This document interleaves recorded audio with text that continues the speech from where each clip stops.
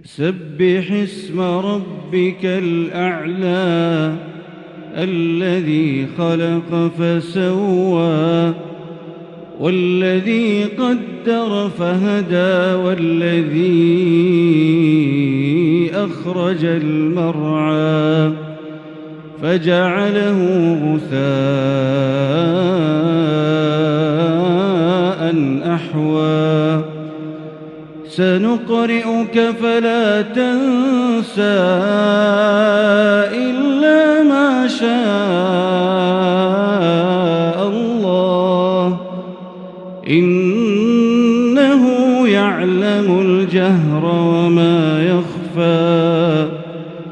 ونيسرك لليسرى فذكر إن نفعت الذكرى سيذكر من يخشى ويتجنبها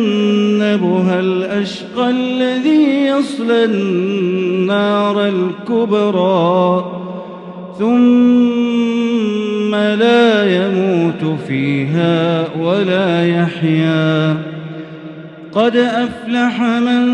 تزكى وذكر اسم ربه فصلى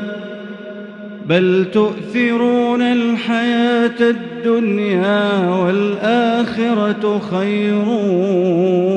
وأبقى إن هذا لفي الصحف الأولى صحف إبراهيم وموسى.